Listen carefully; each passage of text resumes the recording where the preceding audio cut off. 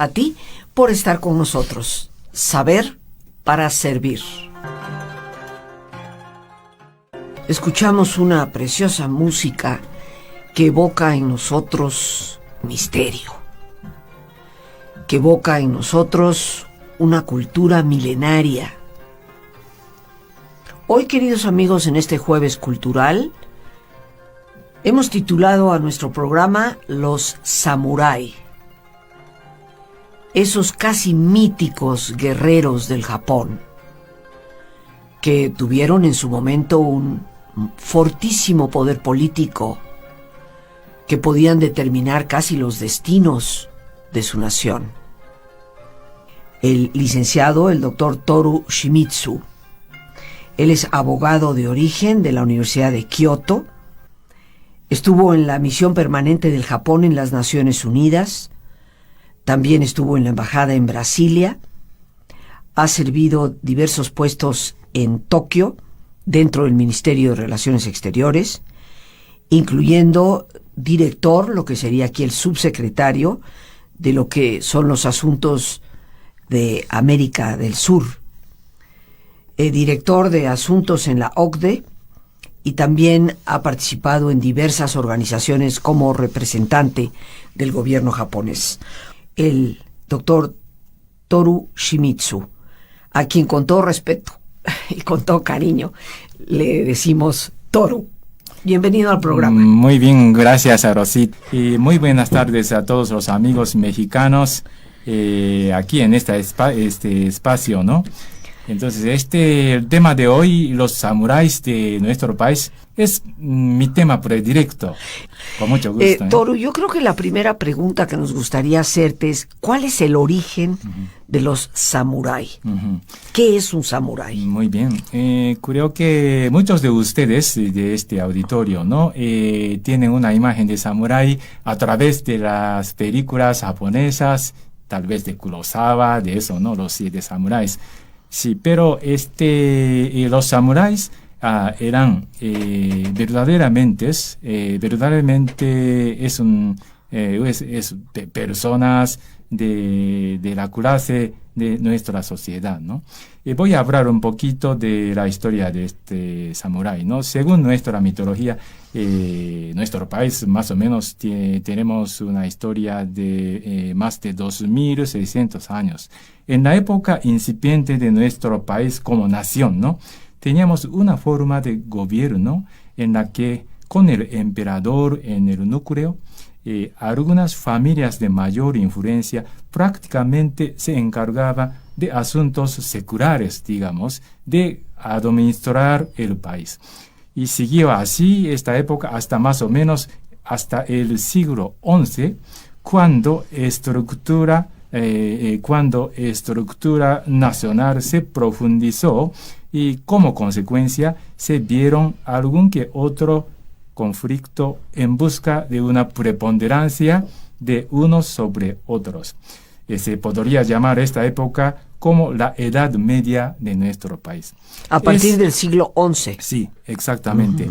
Es entonces justamente en esta época cuando apareció una clase de poderes militantes, o más bien caballerescos, que se dedicaban a la defensa de algunas familiares de mayor envergadura política.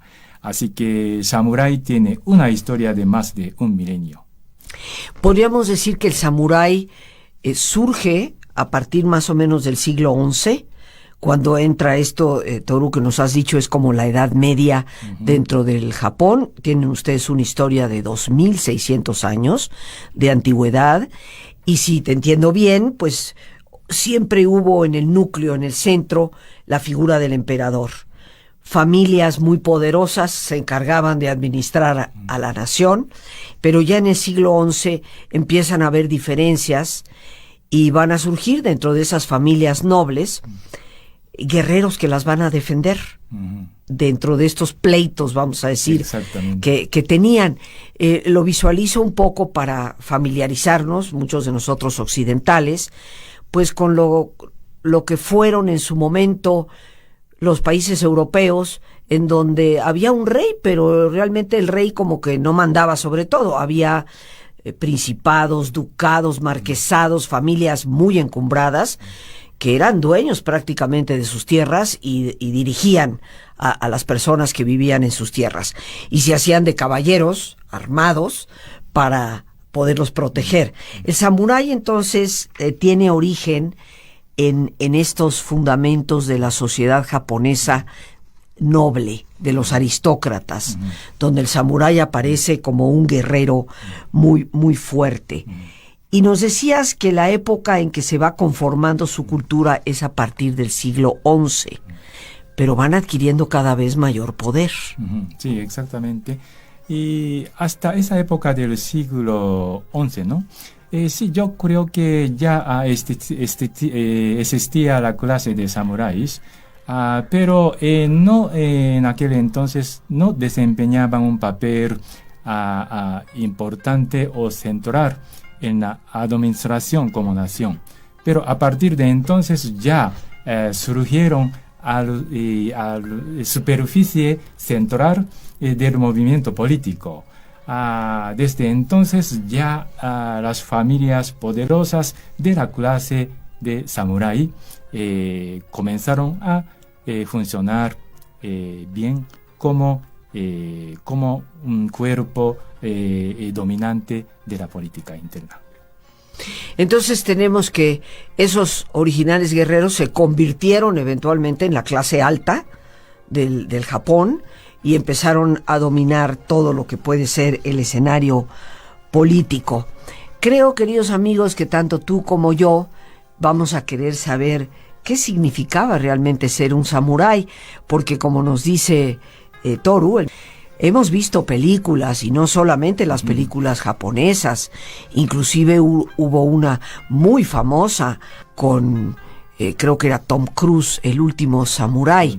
Y bueno, sí, dentro de ello hay verdades y hay leyendas. Y nos decía nuestro invitado, el doctor Toru Shimizu, pues que la cultura japonesa tiene una historia de más de 2600 años, tuvo y ha tenido siempre un emperador en el centro y en sus inicios familias poderosas que manejaban la administración del país. Pero ya en el siglo XI empiezan a haber cierto tipo de disputas y aparecen estos guerreros formidables conocidos como samuráis, que en sus inicios estaban defendiendo en alguna forma a estas familias, pero que por su arrojo, su inteligencia, su poder, pues ellos mismos pasaron a ser los nobles a partir del siglo XI, con ya un poder político.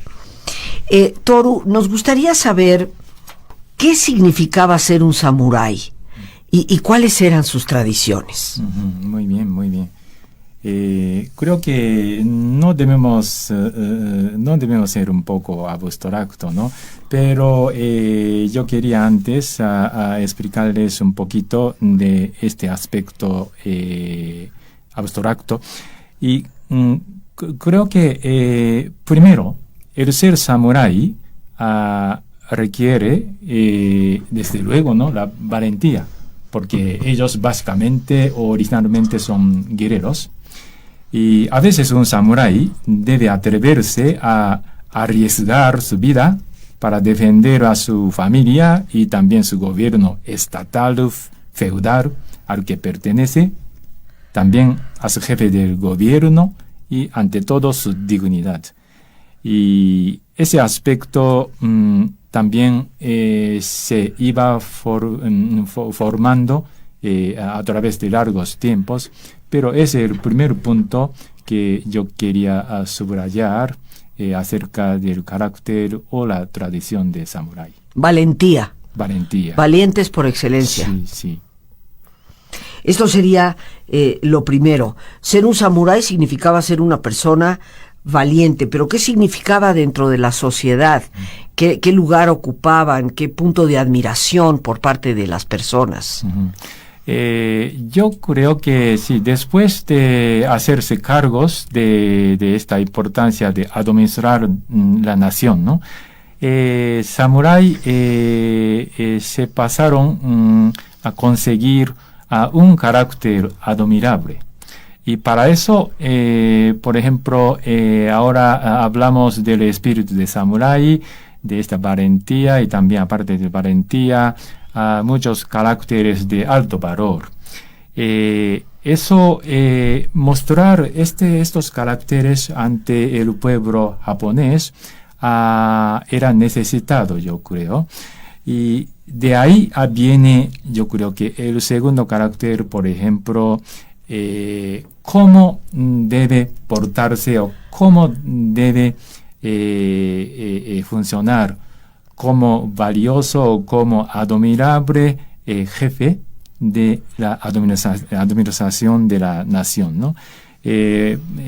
Por ejemplo, el ser oportunista es mal visto durante esta cultura de samurái. Un samurái mantendrá su postura o su creencia, aunque al fin de cuentas esto perjudicaría su fortuna y en caso extremo su vida. Hay ejemplos de este tipo, hay un mar de ejemplos de este carácter.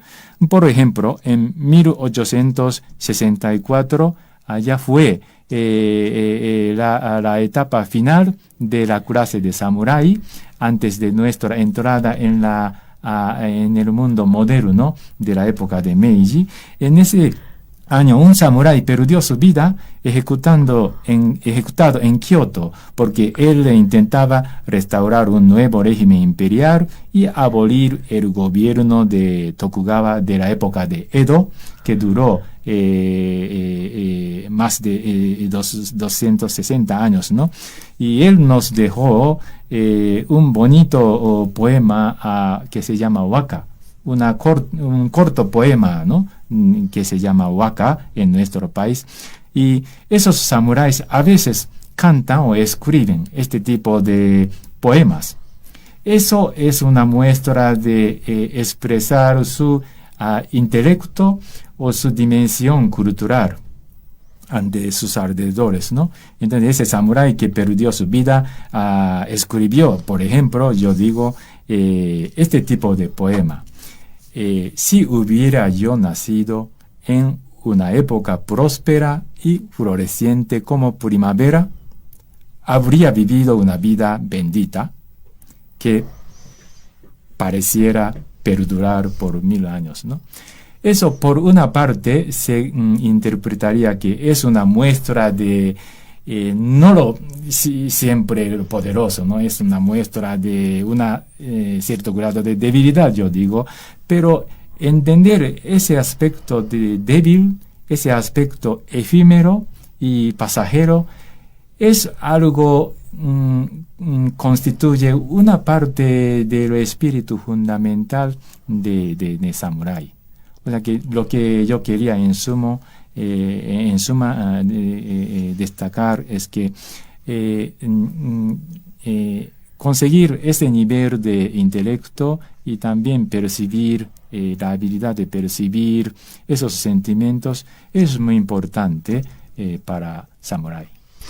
Fíjate que de lo que dices, Toru, pues nos describes una esencia del personaje, ¿no? De lo que significaba ser realmente un samurái. Yo he tomado aquí algunos apuntes. Tenemos la valentía, porque ciertamente siendo guerreros, tenían que mostrar ese carácter valiente. Admirable jefe. Esto yo creo que vale la pena reflexionarlo, porque mucha gente puede llegar a ser jefe, pero no muchos jefes son admirables. Algunas personas inclusive desprecian al jefe, lo consideran muy lejano a encarar en sí, a engendrar en sí los valores que inclusive a veces dice promover. Para que nosotros admiremos a un jefe, es porque ese jefe es congruente con los valores que promueve. Y dijiste algo que también me parece importante resaltar. Nunca oportunista. ¿Cuánta falta nos haría tener líderes, queridos amigos, que no fueran oportunistas? que realmente trabajaran, en este caso, como los samuráis, por su nación, no por un interés meramente personal. Y añadiste algo, Toru, que me parece sumamente significativo. Nunca eran oportunistas, aún a costa de su fortuna o de su vida. O sea, los valores iban por delante. El concepto de aquello que ellos defendían era lo importante.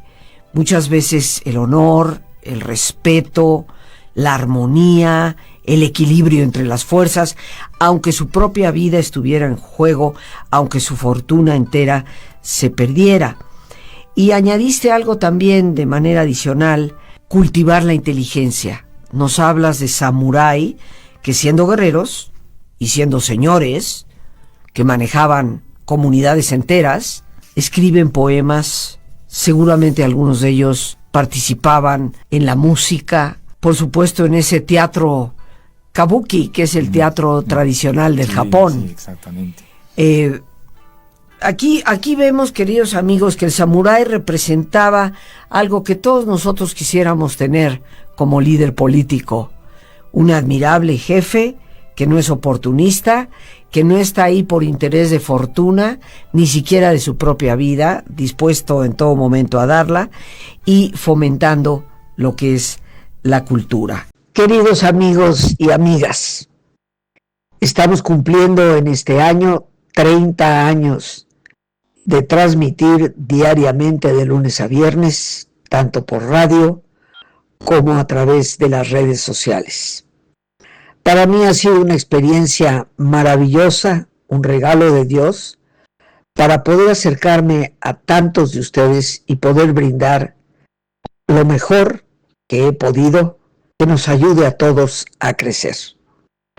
Te invito a que me acompañes a celebrar este camino el domingo 19 de octubre de 10 de la mañana a 2 de la tarde en el Centro Médico Nacional Siglo XXI aquí en la Ciudad de México. Un taller cuyo título es Cuando el alma recuerda. Y ciertamente que en nosotros, tanto los recuerdos del pasado como nuestros temores del futuro pueden paralizarnos. Un taller práctico que te dará herramientas para una mayor libertad, paz y esperanza.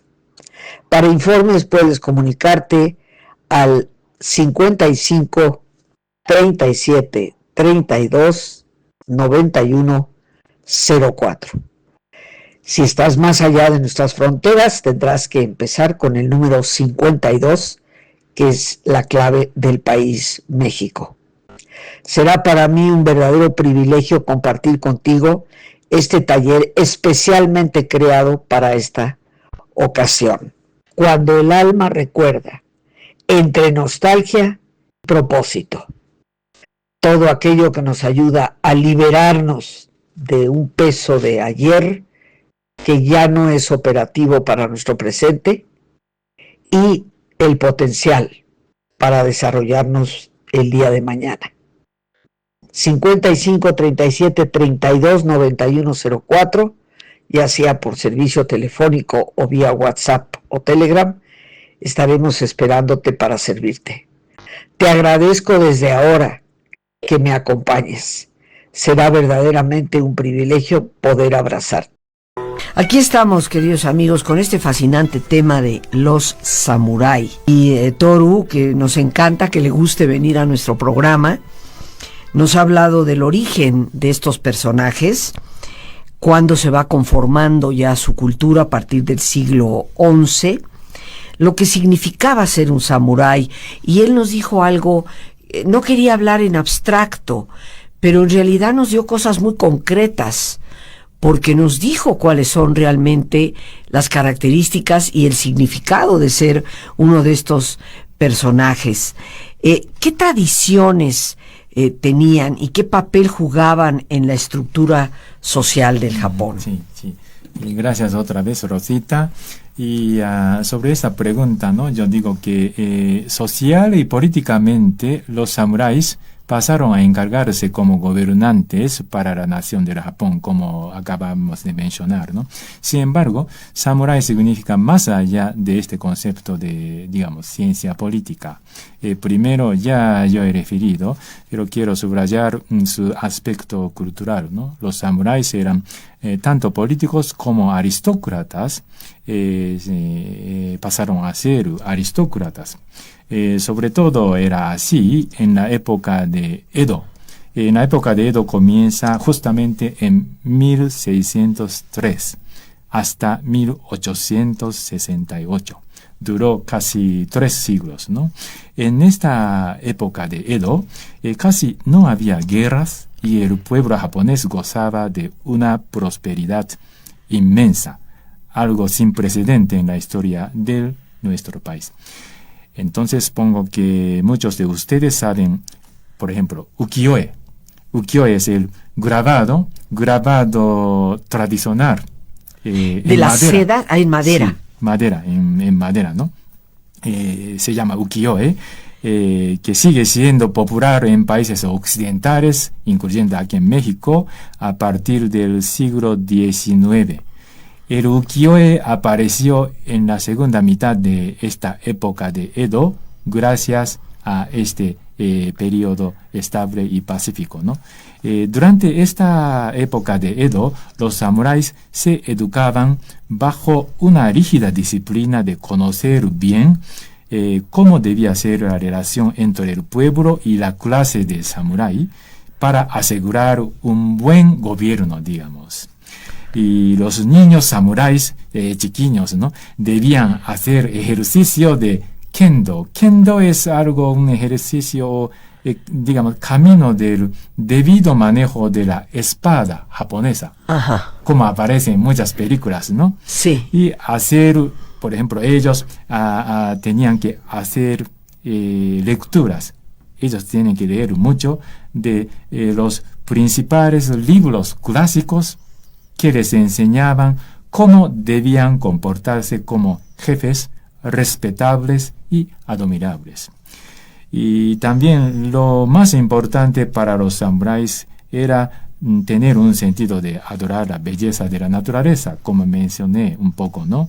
Se consideraba algo vulgar ¿no? Saber solo gobernar y ser indiferente a las bellas flores, las bellas culturas y muchos otros sentidos sutiles que hay en nuestra isla abundante de diversidad de fauna y flora. Se consideraba vulgar no tener sensibilidad. Sí, sensibilidad. Sí. Ante las cosas, lo cual también va a hablar de sensibilidad hacia las personas, sí. ¿no? Entonces, como mencionaba, un samurái debe cantar, escribir bonitos poemas del tipo waka, ¿no? Uh-huh. Bueno, y también así que los samuráis trataban de aprender mucho los poemas o cantos tradicionales japoneses waka, donde poetizaban sus sentimientos muy sutiles sobre la bella naturaleza de nuestras 4 estaciones, también el amor, la tristeza de perder a sus amados, y también el agradecimiento a dioses, y etcétera, etcétera, ¿no? Por ejemplo, un famoso samurái, Minamoto no Sanetomo del siglo XIII, casi hace un milenio, ¿no? Sí. Ansiaba muchísimo aprender este poema waka de un gran maestro que residía en Kioto, y por fin realizó su aprendizaje a través de su correspondencia con ese gran maestro. Es algo similar a nuestro sistema actual de enseñanza, ¿no? A través de correspondencia, aprender, ¿no? Es una bonita anécdota. Este gran maestro se llama Fujiwara no Sadaie, ¿no? Él le enseñaba estos poemas. Y los excelentes cantos de Minamoto no Sanetomo cristalizaron en un poemario o una antología poética. Y aún hoy podemos conseguir esta antología poética en casi cualquier librería, ¿no? de nuestro país. Antología poética de este gran maestro. Sí, de este samurái. De este samurái. Sí, que aprendió a través de este gran maestro de Kioto, ¿no? Sí. Sí, mucha gente conoce este hecho, yo creo. Y también mencionando de la tradición y ese aspecto de cultura de samurái, ¿no? Finalmente yo quería mencionar una cosa. Creo que un interesante ejemplo de eso es que, como muchos de ustedes saben, el arma y el símbolo para samurái era la espada japonesa y se llama katana, ¿no? Y se necesita un alto nivel técnico artesanal para forjar, para hacer estas espadas. Y aún después del comienzo de la época moderna de Meiji, y algunas familias de forjadores de este katana se quedaron a dedicarse a forjar cuchillos japoneses. Estos cuchillos son muy diferentes de los occidentales y muy aptos para sashimi y sushi. Son sea especiales, ¿no? Sí, especiales. Para eso. Sí. Toru, que los samurái van desapareciendo en el siglo XIX. Es correcto, entra la modernización, podríamos decir, del Japón. Sí. ¿Aún existen los samurái? En nuestro país, sí. Yo creo que, en una palabra, yo creo que sí, en el sentido diferente de la clase política, como acabamos de mencionar, ¿no? Porque en una forma de cultura, en un modo de nuestro espíritu, ya creo que tenemos una parte de la herencia de samurái en la actualidad. Gracias por la pregunta. Claro, y tu respuesta es preciosa, ¿no? El espíritu noble, el espíritu que no es oportunista, está presente. Por algo el Japón es un país con tanta abundancia para sus habitantes. Y también de niñez, muchos de nosotros practicábamos digamos, de arte de kendo, de ejercicio de una especie de espada, ¿no? Sí. Como una parte de la enseñanza básica para mejor disciplina ante los demás, ¿no? Y la cosa de la espada nos trae ineludiblemente al harakiri. Porque seguramente muchos que nos escuchan dirán, bueno, pero sí, de verdad se clavaban la espada, el harakiri. Todavía muchas personas en México usan la palabra, no te hagas harakiri, o sea, no te tortures o te elimines a ti mismo. Cuéntanos un poquito. Muy bien, yo pronosticaba esta pregunta, ¿no? Antes de acudir yo hoy, ¿no? A mi oficina, ¿no? Entonces consulté con un diccionario japonés-español. Entonces justamente apareció la palabra harakiri en español. Bueno, pero eso quiere decir que ya muchos de ustedes conocen esta palabra harakiri, ¿no? Y claro que no existe esta práctica de harakiri, pero lo que quiero decir es que es una, digamos, práctica extremo de honor, guardar honor. Entonces, digamos, en aquella época, cortar la cabeza y también hacerse harakiri son totalmente distintos. Si me permite... Sí, ¿cómo no? Sí, me permite, ¿no? Hay un asunto, un suceso de hace un poco más de 300 años, de famoso cuento de los 47 samuráis. Todo el mundo en nuestro país conoce esta historia, ¿no? Es una historia verdadera que ocurrió. Y eso es digamos, un poco de pelea de las dos familias de samuráis. Pero los samuráis, de esos 47 samuráis, hicieron un acto honorario de, digamos, una venganza a la otra familia, ¿no? Y según la ley de aquel entonces, ellos tuvieron que tener la responsabilidad para este acto, pero todos ellos se permitieron hacer harakiri. A ellos mismos. Sí, a ellos mismos. Y en el centro de Tokio, cercano del centro de Tokio, ¿no? Hay un templo famoso, Sengakuji, y donde hay tumbas de esos 47 samuráis.